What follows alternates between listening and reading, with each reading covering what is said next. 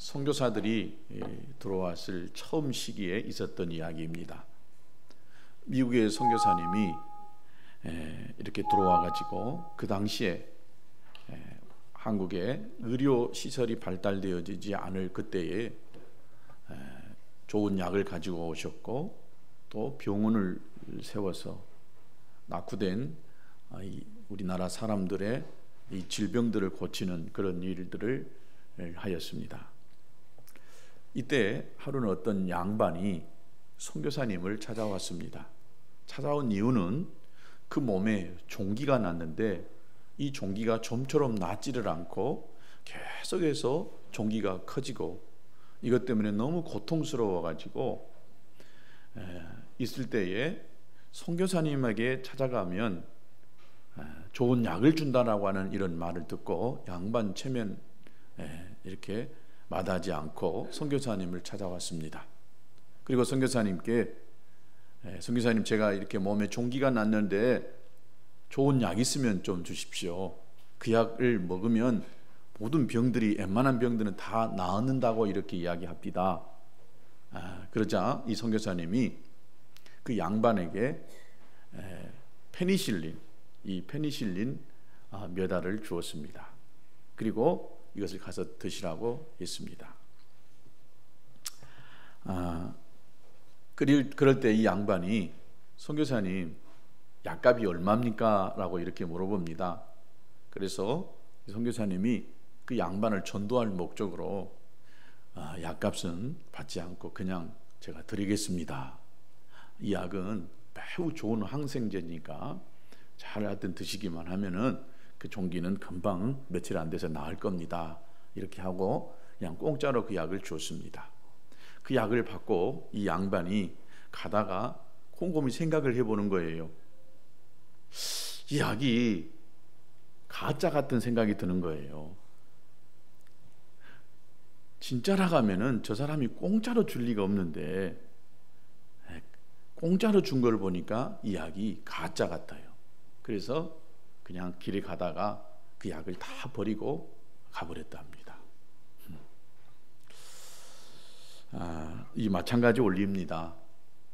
하나님은 독생자 예수 그리스도를 이 땅에 보내주셔서 그 예수 그리스도, 그분은 우리에게 어떤 대가를 요구하지 않고 그분이 우리의 죄를 위해 십자가 못 박혀 죽으셨다라고 하는 이 간단한 사실, 이 간단한 진리를 믿기만 하면 구원함을 얻고 영생을 얻고 천국에 간다라고 이렇게 해놨습니다. 근데 사람들이 이걸 공짜라고 하니까 안 믿는 거예요.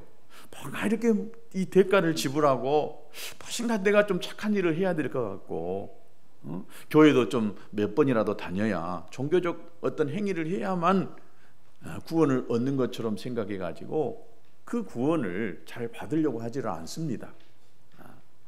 한 1,000만 원이라고 한다면, 아니면 한 몇 억 정도라고 한다면 사람들이 받으려고 할 텐데, 구원이라고 하니까, 10원도 안 되는 구원이라고 하니까 이 가치를 몰라서 잘 받으려고 하지 않습니다. 하나님이 우리에게 요구하시는 것은 딱 한 가지입니다. 한 가지. 뭘까요? 믿음입니다. 하나님이 이 만들어 놓은 이 모든 이 은혜로운 이 복음 앞에 우리가 믿음으로 그것을 받아들이기만 하면 우리에게는 영생이 주어진다는 것입니다. 할렐루야. 이것처럼 좋은 것이 어디 있어요? 이것처럼 은혜로운 것이 어디 있습니까? 믿기만 하면 영생이고, 믿기만 하면 우리가 천국이라는 거예요. 할렐루야. 어떤 종교적인 행위를, 어떤 열심도 여기에는 더해지지 않고 오직 구원받는 것은 하나님의 은혜로 믿음으로 말미암아 되어진다라고 하는 것입니다. 그래서 믿으면 천국이고 믿지 않으면 지옥입니다. 간단합니다. 믿어서 천국 가느냐, 아니면 믿지 않고 지옥 가느냐, 이 간단한 원리인 것입니다. 이스라엘 백성들이 애굽에서 나와가지고 가나안 땅을 가고 있는 이 과정 속에서 하나님이 약속하신 그 가나안 땅은 그야말로 젖과 꿀이 흐르는 땅이었어요. 그런데 그 가나안 땅에까지 가는 그 과정이 실은 며칠이면 걸어서 충분히 갈 수 있는 땅인데 그 기간 동안 40년이라고 하는 세월 동안 그 힘든 광야 생활을 할 수밖에 없었어요. 그러는 과정 속에 그 땅이 과연 좋은 땅인가 알아보고 싶어가지고 12명의 정탐꾼을 보냈어요. 근데 그 12명의 정탐꾼 중에 여호수아와 갈렙이라고 하는 사람은 하나님의 약속을 알고 그 사실을 믿었기 때문에 가서 본 가나안 땅이 너무나 좋았어요. 그런데 10명의 정탐꾼들은 하나님의 약속을 들었음에도 불구하고 가서 본 그 가나안 땅은 우리가 점령하기 힘든 땅이라고 생각했던 것입니다. 자기들은 지금 애굽에서 종살이하다가 나와가지고 오합지졸의 군대였어요. 그런데 가나안 땅에 들어가서 보니까 그 원주민들은 막 덩치가 이렇게 크고 그들은 훨씬 이스라엘 백성들보다 모든 것들이 다 앞서갔어요. 그래서 도저히 저 가나안 땅에 원주민들을 몰아내고 우리가 그 땅을 차지할 수 없을 거라고 생각을 했습니다. 똑같은 것을 보았습니다.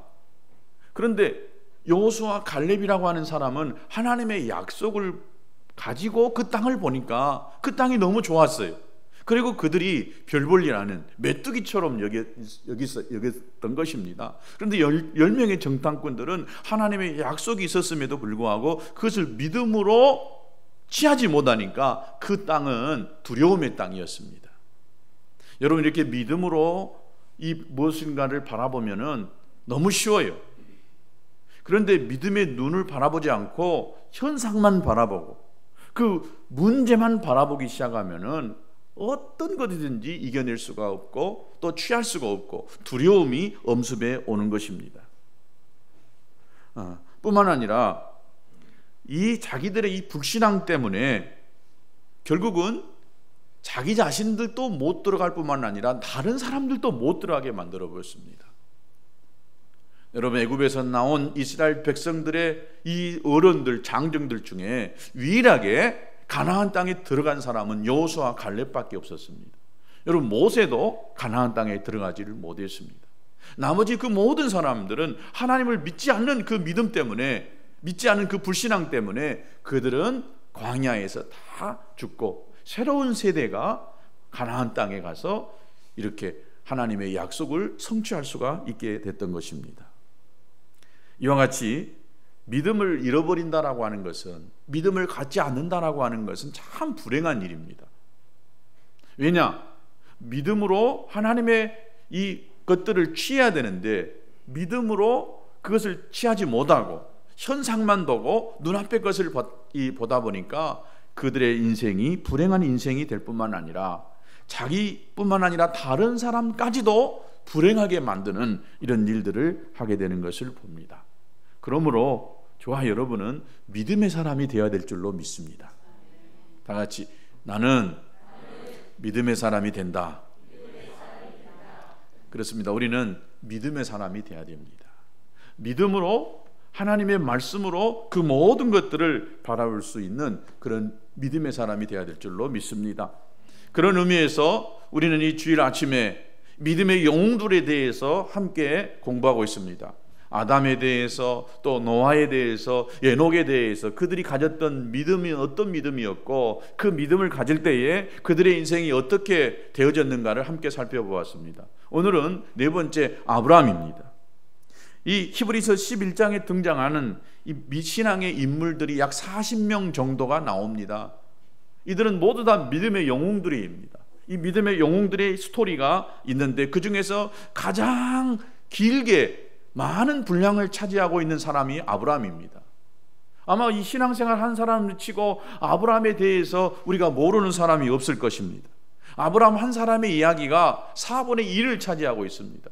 그래서 저도 오늘 아브라함 이야기 하려다 보니까 아브라함 빤한 이야기 이렇게 생각할지 모르겠습니다. 빤한 이야기 같지만은 이 빤한 이야기 같은 이 속에 놀라운 진리가 담겨져 있는 것을 여러분 믿으시기 바랍니다. 그래서 우리는 이 아브라함을 가리켜서 믿음의 조상이다라고 이렇게 부르고 있습니다. 오늘 우리에게 이 믿음의 조상 아브라함이 보여줬던 이 아름다운 믿음에 대해서 우리가 살펴보면서 우리 모두가 다 하나님의 사람, 믿음의 사람으로 다시 한번 거듭날 수 있게 되기를 축복합니다. 첫 번째로 아브라함이 가졌던 그 믿음, 이 믿음은 하나님의 부르심에 순종하는 믿음이었습니다. 오늘 8절에 보면 믿음으로 아브라함은 부르심을 받았을 때에 순종하여 장래의 유업으로 받을 땅에 나아갈새 갈 바를 알지 못하고 나아갔으며 라고 했습니다. 부르니까 하나님의 부르심에 따라 순종해서 어디로 가야 될지를 모르고 갔다는 거예요. 아브라함이 살았던 그 동네는 갈대아 우르라고 하는 곳이었습니다. 그곳은 당시로서는 세계 최고의 이 도시 중에 하나였다라고 볼 수가 있습니다. 세계 4대 문명지 중에 하나가 메소포타미아라고 하는 이 곳인데 그곳에 속해 있는 도시가 갈대아 우르였습니다. 그러니까 그 당시로는 아브라함은 문명의 혜택을 충분하게 누리고 있었습니다. 그런데 여러분, 이 갈대아 우르는 우상의 도시였습니다. 여호수아서 24장 2절에 보면 아브라함의 아버지 나홀의 아버지 데라가 강 저쪽에 거주하여 다른 신을 섬겼으나 그랬습니다. 그러니까 아브라함의 그 조상들은 하나님을 섬기는 것이 아니라 우상을 섬기는 이런 가문이었던 것입니다. 그런데 우상을 섬겼던 그 가문의 한 사람, 바로 아브라함에게 하나님이 찾아오셨습니다. 그리고 아브라함에게 말씀합니다. 너는 너의 본토, 친척, 아비집을 떠나 내가 너에게 지시할 땅으로 가라 라고 이렇게 말씀합니다. 너무 간단한 하나님의 말씀이었습니다. 그냥 너는 너 집을 떠나서 내가 지시할 그 땅으로 가기만 돼. 그 땅이 어디라고 말씀하지도 않고 그냥 떠나고 가라고 이렇게 하는 말씀 앞에 아브라함이 순종하여 나갔던 것을 볼 수가 있습니다. 이러한 때 하나님은 이 아브라함에게 말씀하셨는데 이 아브라함의 나이가 몇 살이었느냐? 75세였습니다. 75세. 그 당시에 평균 연령이 약 170, 80 정도 살았어요. 그러니까 적어도 지금으로 말하면 나이가 굉장히 많은 나이이지만 그 당시 평균 연령으로 봐도 적어도 청년 정도 그 이상은 되어졌을 거라고 생각이 되어집니다. 이때 하나님이 적지 않은 나이임에도 불구하고 아브라함을 불렀어요. 그런데 아브라함이 하나님의 음성 앞에 순종하고 이렇게 그 부모 또 고향을 떠나서 간다는 거예요. 그 당시만 해도요, 여러분, 고향을 떠나고 가족을 떠난다는 것은 어쩌면은요 죽음과도 같은 그런 상황이었습니다. 그런데 하나님이 말씀하셨기 때문에 아브라함은 그 하나님의 말씀에 순종하여 떠나가고 있는 것을 봅니다. 아마 혹시 저 같으면 이렇게 생각했을란가 모르겠습니다. 하나님, 제 나이가 얼마인데 이 나이에 떠나란 말입니까? 이렇게 하나님께 아마 물었을란가도 모르겠습니다. 하나님은 아브라함의 부르심에 절대적으로 순종했습니다. 더군다나 아브라함이 어디를 가야 될지, 어떻게 가야 될지 전혀 모르는 이런 상황 가운데에 하나님이 가라고 하는 이런 말씀에 그냥 순종해서 갔습니다. 따지도 묻지도 않았어요. 계산하지도 않았어요. 그래서 오늘 히브리서 이 기자가 아브라함을 가르쳐서 하나님의 부르심에 순종했다라고 이렇게 이야기하고 있는 것입니다. 하나님이 부르실 때에 바로 순종하는 저와 여러분 될 수 있게 되기를 축복합니다. 아브라함은 어떻게 그렇게 할 수가 있었을까요? 어떻게? 우리가 이것만 알면 되잖아요. 그러면 우리도 아브라함처럼 순종하고 갈 수가 있잖아요. 그 답이 뭘까요? 어떻게 아브라함이 하나님의 말씀 앞에 순종할 수가 있었을까요? 어떻게? 그 답이 8절에 있습니다. 뭘까요? 믿음으로입니다. 믿음으로. 믿음으로 집을 떠나고 고향을 떠나는, 어디로 갈지 모르는 이런 하나님의 부르심이 있었는데 기꺼이 이 모든 것들을 다 뒤로하고 갈 수 있었던 것, 이것이 어떤 거라고요? 믿음이었어요. 이 믿음은 어떤 믿음이냐? 반복적으로 이야기합니다. 하나님을 신뢰하는 거예요. 하나님은 살아계시고 하나님은 좋으신 분이시고 하나님은 나의 인생에 가장 좋은 것을 허락해 주신다라고 하는 이런 믿음인 거예요. 이 믿음으로 아브라함이 자기 고향을 또 본토를 어디로 가야 될지 모르는 이런 상황이지만 쫓아가게 됐던 것을 볼 수가 있습니다. 이것이 바로 아브라함이 가졌던 첫 번째 믿음이었다라고 이렇게 볼 수가 있습니다. 만약에 하나님이 아브라함을 불렀어요. 아브라함아, 너는 이제 너의 본토 친척 아비 집을 떠나라. 내가 너에게 가라 하는 곳으로 너 가야 돼. 이렇게 했는데 아브라함이 저 못 가요. 저는 안 돼요. 만약에 이렇게 했더라면 아브라함의 인생이 어떻게 됐을까요? 아브라함은 갈대아 우르라고 하는 곳에서, 그곳에서 문명 혜택 속에서 아마 살았을런가 모르겠습니다. 몇 명의 자식 낳고 살았을런가 모르겠습니다. 우리가 알듯이 이 아브라함과 사라는 자식을 못 낳았어요. 자식을 못 낳습니다. 그런데 하나님께서는 아브라함을 불렀습니다. 그러면서 하나님께서 아브라함에게 약속의 말씀을 해주시고 있잖아요. 내가 너로 큰 민족을 이루고 내 이름을 창대케 하고 너로 하여금 복의 근원이 되게 해주시겠다라고 하시는 하나님의 약속이 주어지잖아요. 그 약속대로 아브라함의 인생은 놀라운 인생으로 바뀌게 됐던 것입니다. 그러나 만약 이 아브라함이 하나님의 음성 앞에, 부르심 앞에 순종하지 아니하였다라고 한다면 그저 아브라함은 평범한 한 가정에, 또 아니 그 부족의 족장으로서 지냈을런가는 모르겠습니다.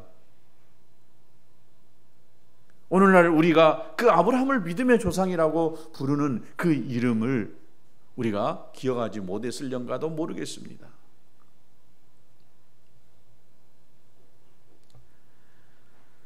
아브라함은 믿음으로 하나님의 부르심에 순종했기 때문에, 부모를 떠났고 고향을 떠났기 때문에 그는 결과적으로 젖과 꿀이 흐르는 땅을 그의 후손이 받아서 살게 되어졌고 오늘 우리의 믿음의 조상이 될 수 있게 된 것입니다. 사랑하는 여러분, 아브라함의 하나님, 바로 나의 하나님이요 여러분의 하나님이신 줄로 믿습니다. 아브라함의 하나님, 이삭의 하나님, 야곱의 하나님이 바로 나의 하나님이신 줄로 믿습니다. 마찬가지로 하나님이 아브라함을 부르셔서 순종하는 아브라함에게 복을 주셨다라고 한다면, 하나님이 우리를 부르시고 여러분을 부르셨다라고 한다면 하나님이 복 주시기에 부르신 줄로 믿으시기 바랍니다. 그렇다고 한다면 우리가 떠나야 될 이 갈대아 우르는 어디입니까? 우리가 바라보고 나가야 될 우리의 가나안 땅은 어디입니까? 갈 바를 알지 못했지만은 하나님의 부르심에 순종하여 나아갈 때에 하나님은 우리의 발걸음을 가장 좋은 길로 인도해 주시리라고 믿습니다. 여러분, 이스라엘 백성들이 출애굽했을 때를 생각해 보십시오. 그들은 하나님의 부르심에 의해서 애굽을 떠나라고 하는 그 하나님의 메시지를 듣고 너무 고통스러웠잖아요. 애굽에 종살이하는 것이, 바로 왕의 노예로 사는 것이 너무 힘들었어요. 그래서 하나님께 부르짖었어요. 우리 제발 이 노예 생활에서 좀 탈출하게 해주십시오. 그렇게 부르짖을 때에 하나님이 모세라고 하는 한 사람을 세워서 이스라엘 백성들을 애굽 왕에서 건져냅니다. 당시에 애굽 왕 최고의 왕이었어요. 그 누구도 이 바로 왕 앞에 나가서 이 노예된 이스라엘 백성들을 내보내라고 감히 이야기할 수 없을 때에 하나님이 모세라고 하는 사람을 통해서 이스라엘 백성들을 내놓으라고 바로 왕 앞에 당당하게 맞서서 또 싸워가면서 이스라엘 백성들을 내놓으라고 이렇게 해서 이스라엘 백성들이 애굽을 떠납니다. 애굽을 나와서 가나안 땅을 향해서 그 가는 과정을 보십시오. 하나님 어떻게 인도했습니까?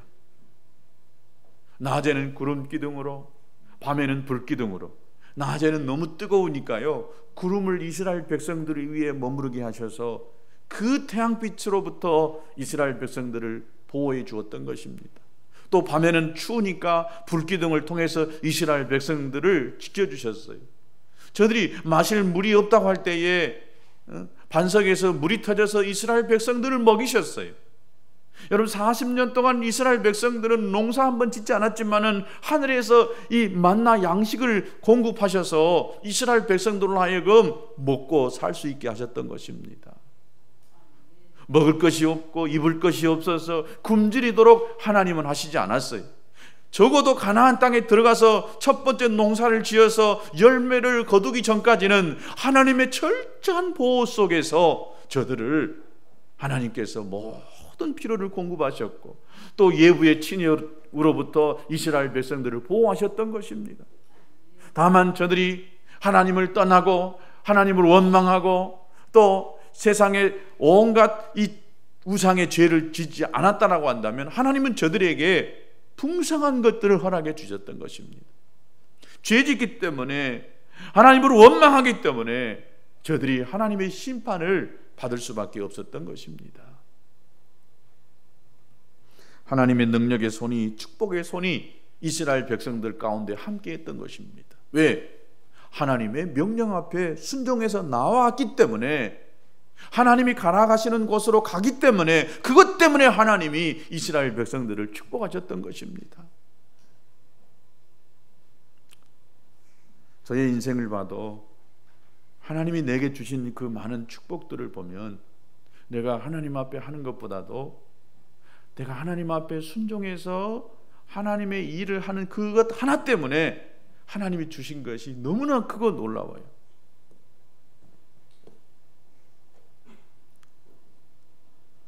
그래서 여러분, 첫 번째 하나님의 부르심 앞에 순종하는 저와 여러분 될 수 있게 되기를 바랍니다. 그 부르심은 주의 종으로 부르심이 아닐 수 있습니다. 선교사로 부르는 부르심이 아닐 수 있습니다. 그냥 하나님이 여러분의 인생을 죄악 가운데서 건져내서 하나님의 품으로 이끌어내는 그 부르심, 간단한 부르심일 수 있습니다. 그 부르심 앞에 순종하면 저와 여러분은 하나님의 자녀가 되어지고 하나님의 돌보심 속에 살 수 있게 된다는 사실을 믿으시기 바랍니다. 두 번째, 아브라함이 가졌던 그 믿음은 하나님의 약속을 붙들었던 믿음이었습니다. 오늘 9절에 믿음으로 저가 외방에 있는 것 같이, 이방의 땅에 있는 것 같이 약속의 땅에 거류하여 동일한 약속을 유업으로 함께 받은 이삭과 야곱과 더불어 장막에 거하였으니, 아브라함은 하나님께서 지시한 땅 가나안 땅에 이르렀습니다. 그것은 하나님께서 그와 그의 후손들에게 주시겠다라고 하시는 약속의 땅이었습니다. 그렇다고 해서 아브라함이 그곳에 이르렀을 때에 그 땅을 즉시 소유했느냐? 아닙니다. 아브라함은 살아생전에 그곳에서 발 붙일 만큼의 유업도 얻지를 못했습니다. 그가 소유했던 유일한 땅은 무엇이었느냐? 그 아내가 죽었을 때에 그 아내 사라의 매장지로 막벨라라고 하는 굴, 그거 하나 아브라함이 돈 주고 샀어요. 그 땅이 자기 땅이었습니다. 아브라함은 하나님께서 약속하신 이 땅에 있었지만은 마치 그곳에서 이방인처럼 나그네처럼 살다가 갔어요. 그뿐만 아니라 그의 아들 이삭도 야곱도 똑같이 그렇게 그 땅의 주인 노릇하면서 그 땅에 정착해서 산 것이 아니라 잠시 있다가 가는 이 나그네처럼 장막을 짓고 거기에 살다가 갔습니다. 그럼 언제 그 가나안 땅을 유업으로 이스라엘 백성들이 받게 되어졌습니까? 야곱의 아들 요셉, 이 요셉을 애굽으로 먼저 보내서 총리되게 하고, 그래서 이 야곱의 모든 식구들 12명 식구들 합쳐서 70명의 식구가 애굽에서 거기서 430년 동안 살게 하시고 나서, 그리고 430년 동안 이스라엘 백성들을 적어도 200만 명에서 300만 명이라고 하는 어마어마한 숫자로 불렸어요. 야곱 한 사람, 야곱과 사라 이 한 가정이 이 애굽으로 들어갈 때는 70명에 불과했는데 나올 때는 430년 후에는 적어도 남자만 60만 명이니까 온 가족이 합치면 200만 명 이상이 되는 거대한 민족을 이루어서 그들이 가나안 땅에서 살게 됐던 것입니다. 하나님이 주신 약속이 있었지만 이 약속이 언제 성취됐어요? 430년 뒤에 그 약속이 성취되어져서 이스라엘 민족이 큰 민족을 이루고 그 땅을 저들이 차지하여서 살게 됐던 것을 볼 수가 있습니다. 아마 아브라함의 인생 속에서도 낙심이 되어졌을런가 모르겠습니다. 내가 하나님의 부르심에 이 순종해서 내 고향 이 아비집을 떠나서 여기 왔는데 제대로 내 땅 하나 없이 장막을 짓고 살 때에 아브라함이 아마 낙심했을 수도 있습니다. 내가 도대체 이곳에 왜 왔단 말인가? 울려고 왔단가? 웃으려고 왔단 말인가? 내가 이곳에 왜 왔단 말인가? 이런 생각을 가질 수가 있었어요. 하나님의 약속이 있지만은 자식 하나 못 낳고 있는 거예요. 큰 민족을 이루겠다라고 했는데 내 아내 사라는 경수가 끊어져서 아이를 낳을 수 없는 나이가 되어졌고 도대체 누구를 통해서 큰 민족을 이룬다는 말이냐? 안 되니까 종을 아내로 삼아가지고 거기서 아들을 낳았는데 하나님이 이것은 아니다는 거예요. 네 본처 사라를 통해서 자식을 낳았는데 그 자식을 통해서 하나님이 큰 민족을 이루겠다라고 하시는 거예요. 25년이 지나서 아들 이삭 하나를 얻게 된 것입니다. 그리고 그 아들 이삭 때에도 또 그 손자 야곱 때에도 가나안 땅에서 정착하고 살 수가 없었어요. 그러나 아브라함은 가나안 땅을 떠나질 않았습니다. 순간 이 가나안 땅에 기근이 오니까 애굽으로 잠깐 피신해 갔지만은 다시 가나안 땅으로 돌아왔습니다. 그리고 그 아내 사라가 죽을 때에 그 매장지를 어디로 삼았느냐? 가나안 땅으로 삼았던 것을 볼 수 있습니다. 하나님의 약속이 있는 그 가나안 땅이기 때문에 그 땅을 소망 두고 그 약속을 믿고 그 가나안 땅에 정착하기를 원했던 것입니다.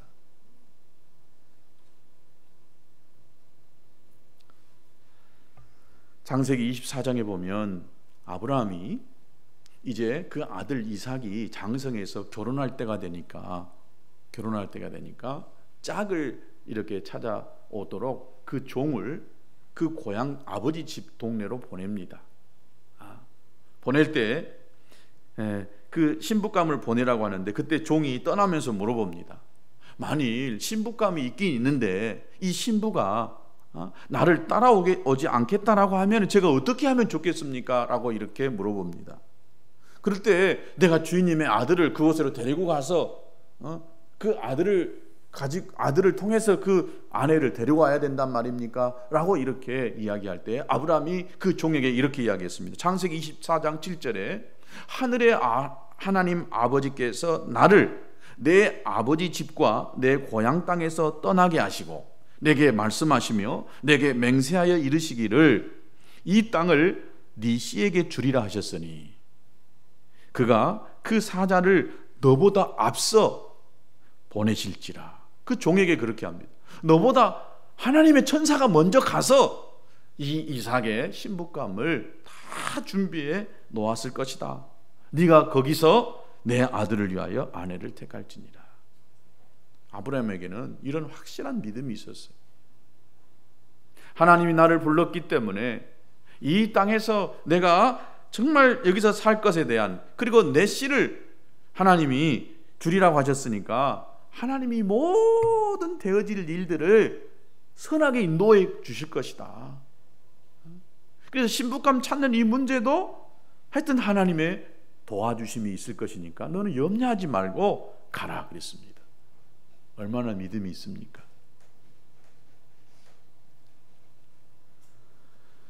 여러분, 저와 여러분이 하나님의 부르심을 받아가지고 하나님의 약속을 붙들고 살기만 한다면 하나님이 가장 좋은 방향으로 이끌어가게 되리라고 믿습니다.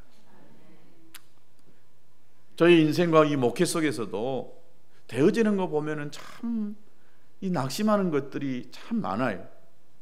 그런데 지나고 보면은 하나님이 약속하신 것을 그렇게 성취해 가고 있는 것을 많이 경험합니다.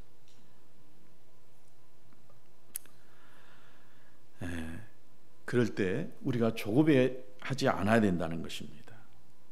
축복도 우리는 당장 받아야 된다고 생각합니다. 기도도 당장 응답받아야 된다고 생각합니다. 당장 응답받는 그런 기도 내용이 있지만은 그러나 오랜 시간이 걸려서 응답받는 그런 경우가 있습니다. 또 나는 그냥 기도했다가 아이고 안 되구나라고 이렇게 그냥 내려놨는데 지나고 보니까 그 기도가 오늘 응답되는 경우가 있는 거예요. 그래서 우리는 하나님이 약속하셨으면 내가 하나님의 뜻 가운데 있다라고 한다면 우리는 절대 낙심하거나 포기해서는 안 된다는 것입니다. 아브라함처럼 먼 안목을 바라볼 줄 아는 이런 안목이 여러분 모두에게 저에게 있게 되기를 진심으로 축복합니다. 저는 CBS에서 이 간증 프로를 하는 그 프로를 보았습니다. 오래전 이야기인데 분당 우리 교회 이찬수라고 하는 목사님의 간증이었습니다. 이분이 서울의 큰 교회에 부목사님으로 계시다가 그 담임 목사님의 이 공구에 의해서 분당이 한참 막 생겨날 그쯤에 한참 뒤였는지 모르겠습니다. 분당에 교회를 개척하라고 하는 명을 받고 교회를 개척했습니다. 그런데 예배당을 이렇게 얻었는데 그 예배당을 얻고 나서 보니까 그 옆에 있었던 그 교회 목사님이 찾아와서는 애걸복걸을 하는 것입니다. 당신은 서울에 아주 큰 교회에 부목사로 있다가 여기 와서 개척을 하는데 아마 당신의 교회는 얼마 안 가서 크게 부흥할 거예요. 그 교회 사람들만 이쪽 지역에 있는 사람들만 와도 교회가 크게 부흥할 거니까 제발 여기다 개척하지 말라고. 하여튼 그 옆에 있는 목사님이 이웃 목사님 오셔서 막 사정을 하는 거예요. 떼를 쓰는 거예요. 그런데 이미 건물을 얻으려고 1,000만 원을 이 계약금으로 줬습니다. 그리고 교회 이 목사님과 장로들에게 그 교회 개척에 대한 모든 필요한 것들을 다 약속을 받은 이런 상태에서 이제 잔금만 치르면 되는데 이 옆에 목사님이 와서 제발 여기다만 교회 개척을 하지 말라고 사정을 하는 거예요. 그래서 결국은 이 목사님이 이찬수 목사님이 그 목사님의 말을 도저히 거절할 수가 없어서 그냥 계약금 1,000만 원을 날리고 또 담임 목사님과 그 교회 장로님들에게 사정을 이야기를 했습니다. 그리고는 어디로 갈 데가 없어서 어떻게 해야 될까 하고 이 개척할 팀들과 함께 기도하는 가운데에 그 개척팀 중에 한 어떤 교사 선생님이 분당에 있는 어떤 학교 이 체육관 강당을 이렇게 소개를 해줬어요. 그래서 그 학교 강당에 가서 예배를 드리기 시작했습니다. 가서 예배를 드리려고 하다 보니까 그 강당이 너무너무 큰 거예요. 몇천 명 들어갈 수 있는 예배당이 세상에 이 개척교회인데 이렇게 큰 예배당을 어떻게 다 하란 말이냐. 그래서 하여튼 개척을 하기 시작했습니다. 그런데 개척해가지고 6년 만에 10,000명의 교인이 되어버렸어요. 놀랄 노자잖아요. 그러면서 이분이 이렇게 이야기를 하는 것입니다. 사회자가 이 목사님 교회가 성장하게 된 요인이 어디에 있다라고 생각하십니까? 2가지를 이야기하는데 그 첫 번째 우리 부모님 저는 부모를 잘 만나서 목회가 잘 됩니다. 그러면서 우리 아버지도 목사님이셨습니다. 교회가 그렇게도 부흥이 돼도 안 되니까 우리 아버지가 40일 금식 기도를 작정하시고 금식에 들어가셨다가 17일 만에 그만 소천하시고 말으셨습니다. 저는 그것을 보고 절대로 목회자는 안 돼야 되겠다라고 생각을 했는데 하나님의 섭리로 목사가 되어졌는데 지금 돌아보니까 우리 아버지는 그렇게 교회 부흥을 위해서 그렇게 기도를 하고 애를 썼지만 결국 금식하다가 돌아가셨는데 그 열매를 나는 손 하나 까딱 안 하고 다 아버지 기도를 따먹고 있는 것 같습니다 라고 하는 그런 이야기를 하는 것을 들었습니다. 그 아버지 입장에서 생각해 보았어요. 얼마나 기쁠까. 교회 부흥이 안 돼서 그렇게 아마 하나님 앞에 애걸복걸하고 얼마나 안 됐으면은 죽을 각오하고 금식을 했을 텐데 그것을 다 열매를 거두지 못하고 그분은 별세에서 하나님 나라 갔는데 그 아들이 세상에 개척해서 6년 만에 10,000명, 지금은 적어도 한 2, 3만 명 되는 교회를 이루었을 것입니다. 오지 말하게도 그 교회는 아주 꾸역꾸역 교회에 주일날이면 그 학교 안에 이 차가 가득 차고 예배당을 이 성도들로 가득 차서 예배를 2부, 3부 막 몇 부 예배를 드리고 있습니다. 그 아버지 목사님이 너무 기뻤을 거예요. 자기 때에 그 기도를 다 응답받지 못했지만은 그 아들 때에 열매로 거두게 되어지는 이런 역사가 있었다라고 하는 것입니다. 여러분, 우리가 기도하지만 내 때에 다 걷지 않을 때가 있습니다. 1년 뒤에, 아니 10년 뒤에, 아니면 내 다음 세대에, 아니면 내 손자 세대에 그 기도에 응답이 이루어질 수 있다는 것입니다. 미국의 아브라함 링컨 대통령 제16대 대통령입니다. 근데 이 아브라함 링컨 대통령이 암살을 당했잖아요. 그리고 그 다음 대통령 17대 대통령이 앤드루 존슨이었습니다. 앤드루 존슨. 근데 이 앤드루 존슨이 대통령이 되어졌을 때에 러시아가 미국에다가 알래스카 땅을 파는 거예요. 좀 사라고 하는 거예요. 그때 그 땅이 얼마냐면 720만 달러였습니다. 그 당시 돈으로 720만 달러에 눈 덮인 그 알래스카 땅, 정말 보잘것없으니까 러시아는 다 많은 땅들이 눈으로 덮여 있잖아요. 그 중에 알래스카 땅, 이 땅을 미국에다가 720만 달러에 이렇게 팝니다. 근데 이것을 존슨 대통령이 그 땅을 사고 싶었습니다. 그래서 의회의 동의를 구합니다. 의회의 동의를. 그런데 대부분의 이 의원들이 극구 반대를 합니다.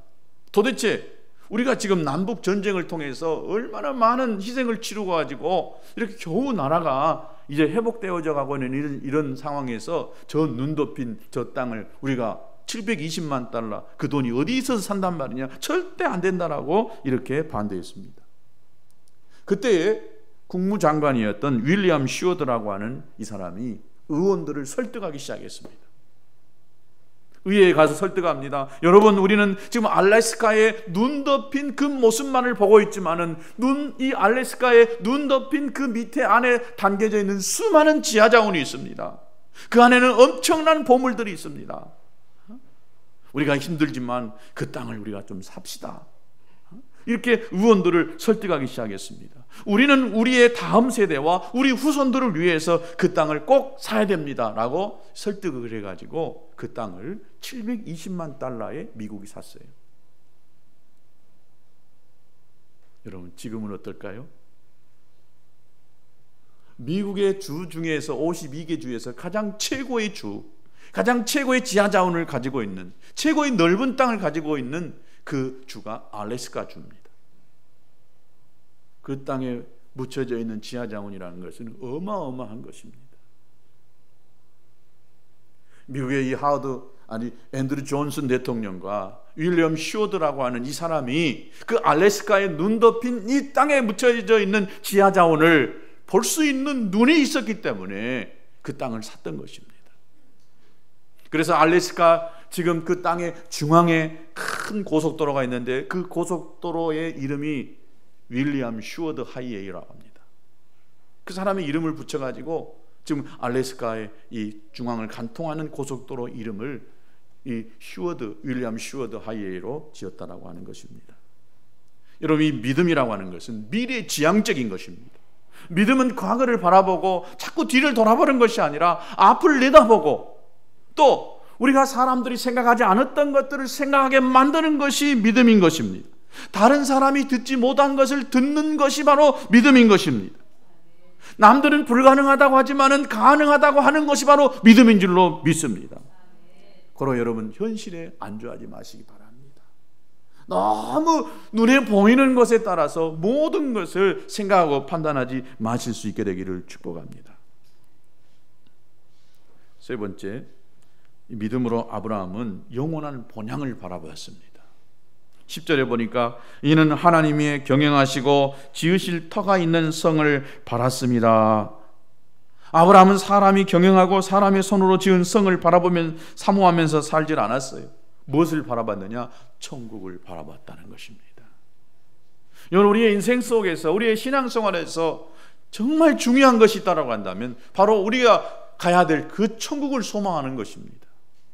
이 천국에 대한 이 믿음, 이 소망이 없다라고 한다면 우리는 이 땅에서, 이 땅을 위해서 온 에너지를 다 쏟아야 됩니다. 온 힘을 다 쏟아야 됩니다.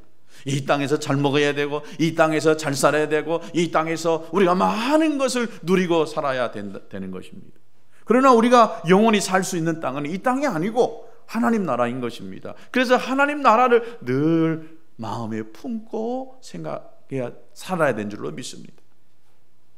그래서 우리 신앙하는 모든 것들도요, 이 땅에서 내가 얻으려고, 내가 하나님 앞에 이렇게 심었으니까, 이렇게 봉사했으니까 하나님께서 나의 삶을 이렇게 열어주실 것이다, 내 자녀를 이렇게 해주실 것이다, 이렇게 대한 믿음을 갖는 것 중요합니다. 굉장히 중요하지만 이보다 더 중요한 것은 이 땅에서 한 모든 것들이 땅에서 내가 다 받지 못한다 할지라도 하나님 나라에 가서 상급으로, 면류관으로, 칭찬으로 받는다라고 하는 이런 소망을 가지시고 믿음 생활 할 수 있게 되기를 축복합니다. 이 땅의 것들만 받으려고 한다면, 이 땅에서 내가 다 누리려고 한다면 여러분 기복신앙인 것입니다. 신앙인은 천국을 소망하고 사는 것입니다. 천국에는 눈물도 한숨도 고통도 없습니다. 거기에는 기쁨으로 가득 찹니다. 이 땅에서 누리지 못한 모든 것들을 다 누릴 수 있다라고 하는 것입니다. 바로 아브라함이 이 천성을 바라보면서 그가 나그네의 삶을 살 수 있었던 것입니다. 마지막으로 이 아브라함은 시험 받을 때에 믿음으로 통과했어요. 오늘 17절에 보면, 읽지는 않았지만 17절에 보니까 아브라함은 시험 받을 때에, 이 시험이 어떤 시험이 있느냐, 마귀로부터 오는 시험이 있고 하나님이 주시는 시험이 있는데, 이 시험은 하나님이 주시는 시험이었습니다. 즉 테스트였습니다. 여러분, 마귀가 오는 시험은 충분하게 물리칠 수 있게 되기를 바랍니다. 그러나 하나님이 주신 시험이라고 한다면 이것을 잘 견뎌내고 통과할 수 있게 되기를 바랍니다. 하나님도 시험한다는 거예요. 아브라함에게 어떤 시험을 했습니까? 이삭을 제물로 드리라는 것입니다. 이삭을 어떻게 얻었다고요? 100세에 낳은 자식이에요. 25년을 기도해서 낳은 자식이에요. 도저히 낳을 수 없는 그런 나이에 얻은 자식이에요. 그런데 이 자식을 하나님이 모리아산에 제물로 내놓으라고 하는 것입니다. 해도 너무하신다. 이런 기가 막힌 일이 없는 것입니다. 그런데 25년이 지나고 이삭이 장성해서 청소년이 되어졌을 그때, 적어도 아브라함이 30년 이상의 믿음 생활을 하고 나서 보니까 하나님이 말씀하셨다라고 한다면 그 말씀은 반드시 의미가 있고, 또 반드시 그 말씀에는 어떤 하나님의 계획하심이 있다라고 하는 것을 알았기 때문에 아브라함에게서 소중한 것이 이삭 말고 뭐가 있겠어요? 나이가 100살이 넘어서 그가 가질 수 있는 것 뭐가 있겠어요? 자식처럼 귀한 것이 어디 있겠어요? 그런데 하나님이 그 이삭을 제물로 내놓으라고 할 때에 아브라함은 두말하지 않고 이삭을 데리고 새벽 일찍이 아내와 의논하지도 않고 모리아산으로 이 장작을 짊어지고 올라가고 있는 것을 봅니다. 너무 수준이 안 맞을 수가 있었어요. 아브라함과 이 아내 사라의 믿음의 수준이 안 맞으니까 그날 저녁에 하나님께서 이렇게 이 내 자식을 내놓으라 하니 여보 어떻게 생각하요? 아내 사라가 쉽게 호락호락 내놓았겠어요? 절대로 안 된다고, 아마 나 죽이고 데려가라고 아마 아브라함을 붙들고 안 놓았을 것 같아서 아브라함이 아내 사라 의논도 하지 않았어요. 때로는요, 부부간에도요, 의논해야 될 일이 있고 의논하지 않아야 될 일이 있어요. 영적인 수준이 안 맞으면은요, 이야기해봐야 다툼만 일어납니다. 믿음으로 결단하고 나갈 수 있게 되기를 축복합니다. 바로 아브라함이 그렇게 결단했습니다. 하나님으로부터 말씀을 받으니까 여러 가지를 생각해 볼 때에 사람과 의논했다가는 이것이 안 될 것 같으니까, 또 더 이상 지체했다가는 안 될 것 같으니까 아침 일찍 이삭을 데리고 모리아 산에 데리고 올라가서 거기다가 이삭을 눕혀놓고 시퍼런 칼로 이삭을 향해서 내리꽂으려고 했던 아브라함이었습니다. 이것은 하나님의 시험이었습니다. 네가 진짜로 귀하다라고 하는 네 자식을 과연 내 말에 의해서 순종해서 내어놓을 수 있겠느냐, 이것이었습니다. 여러분, 하나님께서 아브라함을 시험하는 이 시험을 아브라함은 멋지게 통과해냈습니다. 그리고 하나님이 이것을 의로 여기셨다라고 했습니다. 바로 이런 시험을 통과했기 때문에 아브라함이 오늘까지 믿음의 조상이라고, 오늘 우리들에게 큰 교훈을 가르쳐주는 믿음의 조상이 될 수가 있었던 것입니다. 하나님이 저와 여러분에게 요구하시는 그 시험을 잘 통과할 수 있게 되기를 바랍니다. 내가 감당하기 어렵고 견디기 어려운 것일 수 있겠지만은 하다 보면, 견디다 보면 그 약속이 성취되어지고 그 약속을 통해서 우리가 엄청난 복을 우리가 받고, 아니 우리 자손이 받는 이런 역사가 있게 될 줄로 믿습니다. 여러분 모두가 다 아브라함의 믿음을 소유할 수 있게 되기를 진심으로 축복합니다. 우리 같이 또 찬송하겠습니다. 계속해서 우리는